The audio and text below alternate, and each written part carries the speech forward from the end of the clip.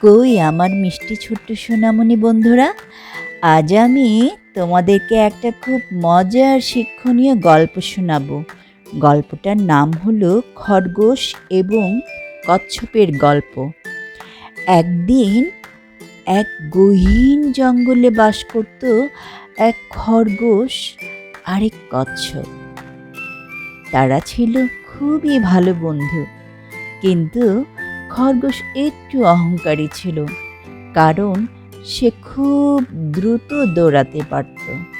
একদিন খরগোশ কচ্ছপকে একটু তাচ্ছিল্যের সুরে বলল, এই কচ্ছপ, তুমি এত ধীরে চলো কেন? আমার সঙ্গে দৌড়লে তুমি তো 1 মিনিটও টিকতে পারবে না।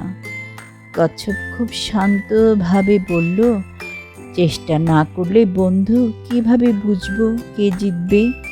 এভাবে শুরু হলো জঙ্গলের সবচেয়ে মজার দৌড় প্রতিযোগিতা। দৌড় শুরু হলো, বনের প্রাণীরা সবাই জঙ্গলে জড়ো হয়েছে। কেউ বাঁশি বাজাচ্ছে, কেউ হাততালি দিচ্ছে। সব প্রাণী মিলে বলল, 1 2 3 শুরু। খরগোশ ছুটতে লাগলো বিদ্যুৎ গতিতে, আর কচ্ছপ চলল ধীরে পা টিপে টিপে। দৌড়াতে দৌড়াতে একসময় খরগোশের একটু ঘুম পেল। সে পেছন ফিরে দেখল কচ্ছপ তার থেকে অনেক পিছিয়ে আছে। সে তখন মনে মনে ভাবল, কচ্ছপ তো আমার থেকে অনেক পেছনে পড়ে আছে, এই ফাঁকে আমি একটু ঘুমিয়ে নিই। সে তখন মনের খুশিতে ঘুমিয়ে পড়েছে। এদিকে কচ্ছপ রোদে ঘাম ঝরিয়ে ধীরে ধীরে এগোচ্ছে। কচ্ছপ কিন্তু একটুও থামল না। সে ভাবল, ধীরে হলেও আমি একদিন ঠিকই পৌঁছে যাব। শেষে যখন খরগোশ ঘুম থেকে জেগে উঠল, সে তখন দেখতে পেল কচ্ছপ প্রায় তার গন্তব্যে পৌঁছে গেছে। খরগোশ তখন দৌড়তে লাগলো, কিন্তু ততক্ষণে কচ্ছপ ফিনিশ লাইনে পৌঁছে গেছে।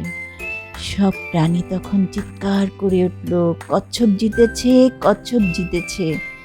ঠিক তখনই খরগোশ বুঝতে পারল, গতি নয়, ধৈর্য আর পরিশ্রমই হলো আসল কথা। ধৈর্য আর অধ্যবসায় থাকলে জয় একদিন আসবেই। হ্যাঁ মিষ্টি বন্ধুরা, একদম আলসেমি করবে না। মনে রেখো, ধীরে হলেও এগিয়ে যেতে থাকো। সাফল্য একদিন তোমার হবেই হবে।